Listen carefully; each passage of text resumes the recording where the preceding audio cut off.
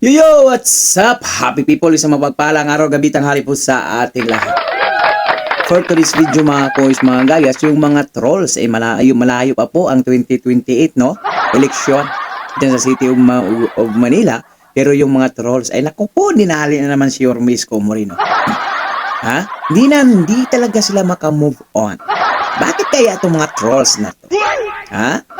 Ayan, no? Kitang-kita nyo ba yun mga kois, mga gayas? Pati yung pamimigay ni Yormisco Moreno ng mga pamimigay niya ng Yormelt para sa mga preschool na kabataan natin, no? Ay ginawan po nila ng masamang kahulugan, mga kois, mga guys. Kasi nga, wala na po silang maibato. Bakit? Nagawa ni Yormisco Moreno yung hindi nagawa ng mayor na sa nakaraang administration, mga kois. Ha? Ayan o, kasahin po natin mga kois, mga gayas. Isa po itong artikulo sa isang Facebook page. I think I'm glad that Filipinos are finally waking up to the fact that Yormisco is the worse than Vico Soto. Wow. Inumpara na si Yormisco Moreno at si Vico Soto. Palakpakan. Talaga. Sige nga, magkumparahan nga tayo. Bakit? Nagawa ba ni Vico Soto yung nagawa ni Yormisco Moreno dyan sa City of Manila? Nakakatawa naman po kayo. Ha? Oo nga pala, may nagawa po si Vico Soto. Ayan o, Vico Soto Defense, 9.6 billion Pasig City Hall Project. Controversial yan. 9.6 billion pesos. Naku po. Kung si Yormisco Moreno pa nakapag-handle sa pira na yan, ay naku po, siguro madagdagan yung mga kondominium, paaralan, at ospital. Biruin mo, 9.6 billion pesos. Pasig City Hall. Wow, palpakan. Tapos ngayon, mga trolls, ang galing yung makumpara kay Yormisco Moreno. Nakakatawa naman kayo. Bakit? Masakit ba sa inyo pag si Yormisco Moreno mayroon pong nagawa na mabuti para sa kanyang constituent? Advokasya, ligasiya yan, Yormisco Moreno. Pinangako niya yan sa mga Manilinyo. Na once na siya ay makaupo, gagawin niya ang lahat. Walang sasayangin na pira sa kaban ng gobyerno. Kaya yan.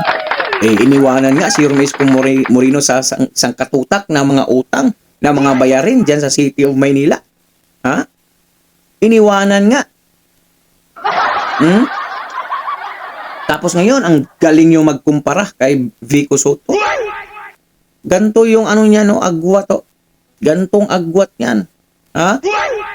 Hinalukay nyo. Halakayin din natin. Inumpisahan nyo tapusin din natin mga quest. No. Bakit?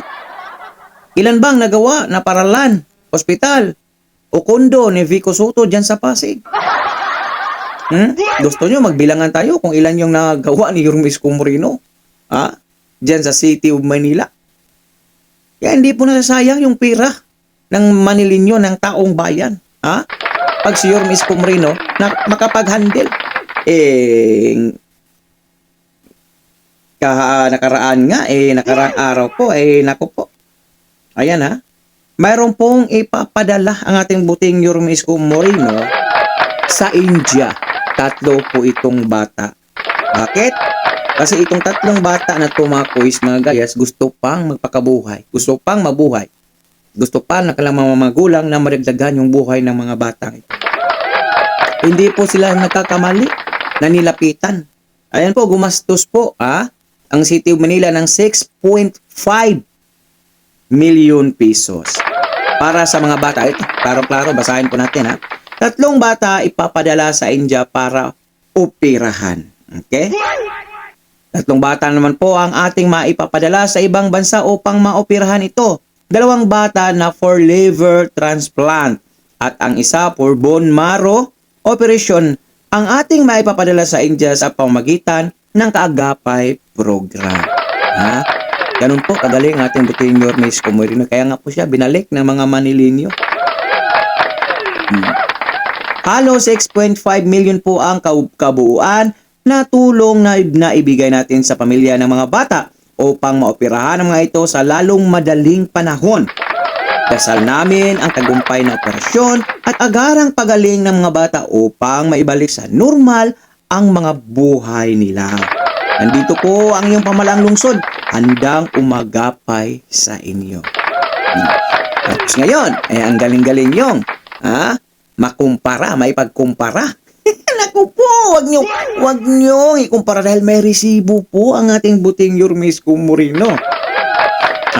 Alam po yan ng lahat ng mga supporters natin na kasubaybay kung gaano kahaba ang resibo ni Yormesco Moreno, kung ilan yung paaralan na nagawa na mala private hospital, fully air condition. Yung condominium, ilan? 6 o 7. Dadagdagan pa yan ang ating buting Yormesco Moreno. Ang ospital, ilan bang nagawa ni Yormesco Moreno na ospital? Air condition pa. Kalinisan, ay naku po, kaya huwag kayong magkumpara, huwag kayong magkamaling kumpara. Si Vico Soto at si Yormesco Moreno dahil walang panlaban niyang kinumpara nyo kay Yormesco Moreno, So dito, next video, mapapanood po natin tong pamimigay ito sa 3 bata kay ni Yormesco Moreno ng tulong para ipadala sa India. Okay? Tingnan po natin.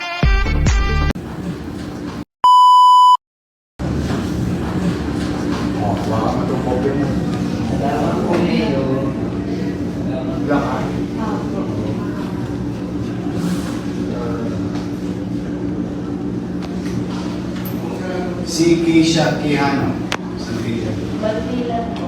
Bandilan, 1.733 billion 820,000. Ang ganito, magbiyahe na kayo. Ileya Iris Parin. Baro. 1.6 million 38,106.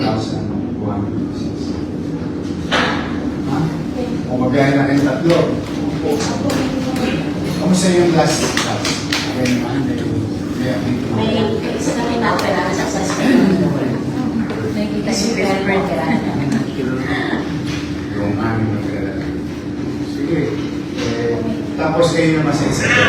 Sa, si Reza. Alongga po. Alongga po. O, saan yung sa iyo?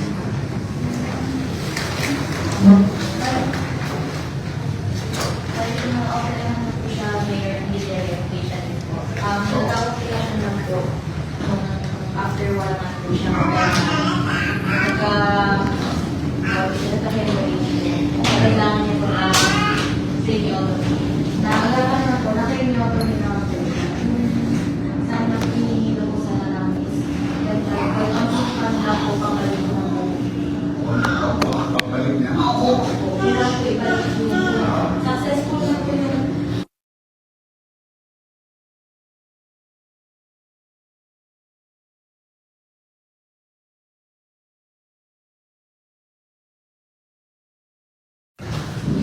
location po ng sa premium. Magkano? Nasa mabot po ng almost $2 po kasi $1 million. yung peso, pag sa peso nasa 1.5. Pero po natulungan na po sila dyan ng tawag ito, ng immigration. Yun nga po, yung kailangan na po paano na po ulit pang pabalik ko ng Which is magkano? nasa 1 billion rin. Alam niyo na, yung processor, ano yung gagawin? Okay naman tutulungan sa buhay ng iba. Kayo, kanina, lumapit kayo sa akin. Oo! Isa ka na, isa lang to. Hindi yan eh, ano nga ako? Yung bali po yung Nasa sa quotation. Pagbalik po na Hindi, okay naman po.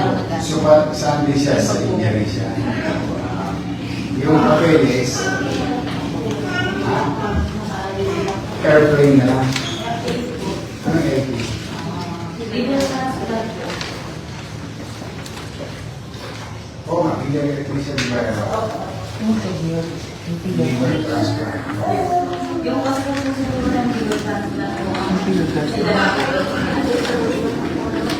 Yung upward na yun.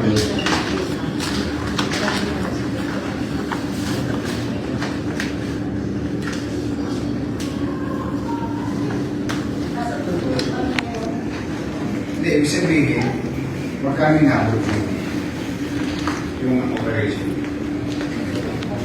Wala rin po.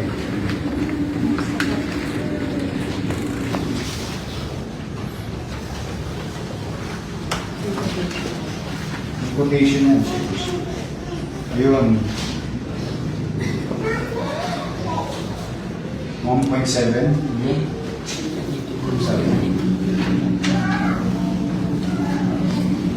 29,000 US dollars. O-process mo. Makikipag-coordinate lang po kayo kay Wayne. Saka sa accounting, may hingin ng mga dokumento. Alam na ho nila kung paano. Okay, total, meron naman kayo chat group eh. Di ba? Kaya nga, alam nila kung paano. Kailangan po napapunta na sila. Hindi kailangan. Sige pa. Basta kailangan lang yung sa India. Mga requirements. Usually, pinadadala naman yung pera. Katulad yung binigay ko sa kanila, copy na po. Copy na lang po yun para meron sila proof na napadala na ng gobyerno ng Maynila yung pera sa bangko na ako. Okay. May awa ang Diyos. Salamat sa iyo. Salamat kayo sa Diyos, saka sa taxpayer. May awa ang Diyos. Mangingirit, munay. Hindi po mag-relation po, lumapit ako sa mga kandidato. Wala akong tumulong. Parang gano'n, importante, ma-resolve yung problema. Maraming salamat, Mayor. Sa Diyos mo kayo magpasalamat. Maraming salamat, Lord. Sa mga taxpayer ng Maraming salamat, Mayor. ha? Okay na kayo. Ayan, ano nyo na ito eh, sa? Oo nga, okay na to. Ha? Oo, may isa, dalawa eh, di ba? Dalawa lang sila natira eh. Ito isa Isabela. Saan yung take at to, okay na. Ngayon, po yung baro. ha? Tatlo yung baro. So, process yun. Magsimba kayo, pasalamat kayo sa Diyos. Ano yun lang, yun lang, actually mga hinihing dokumento, yung available na sa inyo. Madali lang. Sila nga last week. 2 weeks. December 15 po. Oo, tinamahan lang to ng holiday. Opo. Every year, taon na kayo nag-iintay ito. Kaya mga Diyos, sabihin nila yung nakiyo. May gobyerno na nasa Maynila.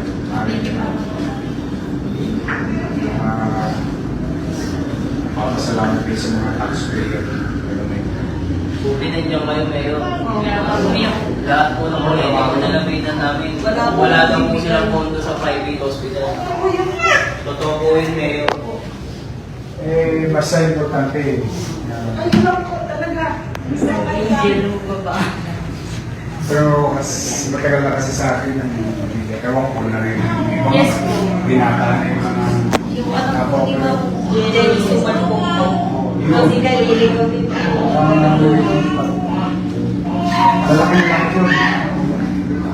Diba, hindi ko yung minsan nakita ko pa sa Quezon. Nilapitan ako eh. Okay na ako lang natin yung tinataan, dalaga na ako siya. So may chance. Kaya hindi siya imposible. So kailangan nyo after pera, si Jesus na. Nasal na kayo. Ano na lang pala. Okay. Maraming salamat. Salamat, Mayor. So yun nga mga kois, mga guys, no, grabe talagang yung mga magulang, lolo't lula natin, kabataan, hindi po talaga sila nagsisisi kung bakit si Yormes Moreno yung binuto nila. Dahil kitang-kita po, binalik po ni Yormes Moreno yung lahat ng kanyang kayang magawa.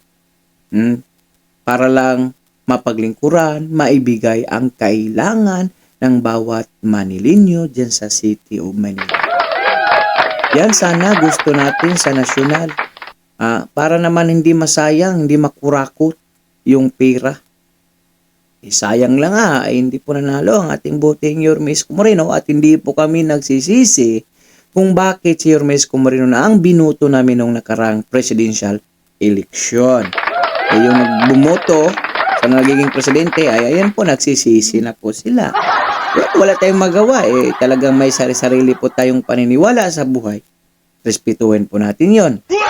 Pero naman sana sa susunod na pagpipili kayo ng leader o liderato sa ating bansa, yung namang sanang matino.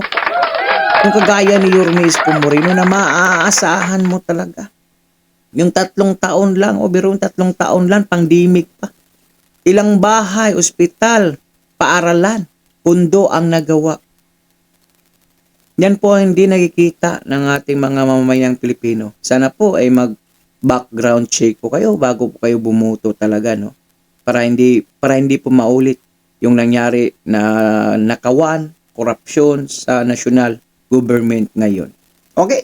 At dahil umabot po kayo sa dulo ng ating video, may karapatan po kayo mag-like, share, and subscribe. So for now, I'm Gan Manila. God first. God bless you. Peace. Bye-bye. Ingat po kayong lahat. God bless. Sa lahat ng viewers ni Dodoy Te, ito, yun, steady lang kayo dyan sa Gedli. Please continue to watch the videos and please do subscribe. Ingat kayo. God first. Our hearts beat to the city streets. We began to feel the fire.